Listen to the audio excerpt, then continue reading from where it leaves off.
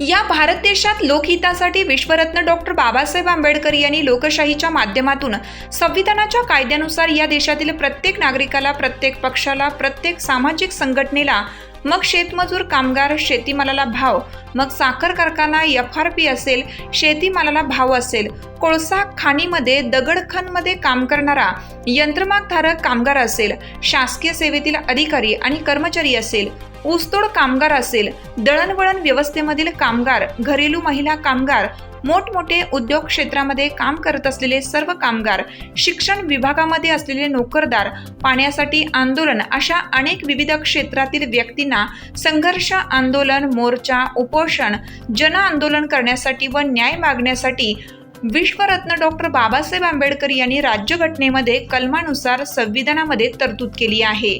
हे कोणी विसरता कामा नये. देश स्वातंत्र्य होण्यापूर्वी काय होती आपली परिस्थिती? वर मान करून कोणाकडे बघण्याची हिंमत नव्हती.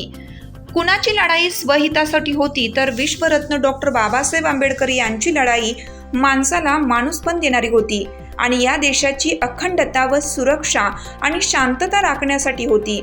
एवढ्या मोठ्या महान महापुरुषाची औलाद आम्ही असून दुसऱ्याच्या ओंजळीने पाणी पितो आणि समाजात काड्या घालून समाज उद्ध्वस्त करतो.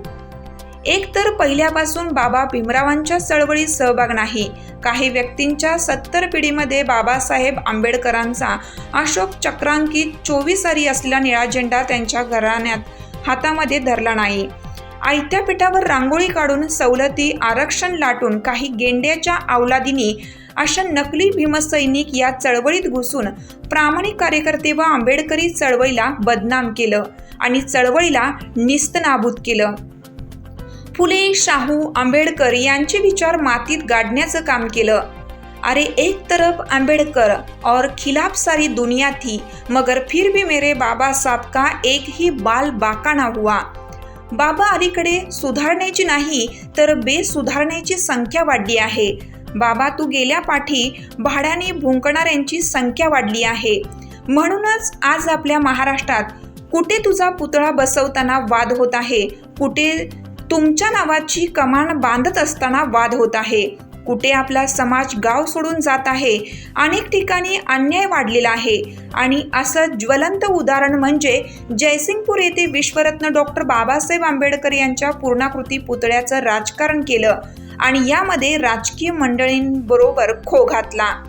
हे सूर्यप्रकाशा इतकं सत्य आहे. चालू घडामोडींचे अपडेट्स जाणून घेण्यासाठी आपल्या हिरकणी न्यूज चॅनलला सबस्क्राईब जरूर करा. लाईक करा, कमेंट करा आणि शेअर करा. बेल आयकॉनवर प्रेस करा आणि नोटिफिकेशन्स मिळवा.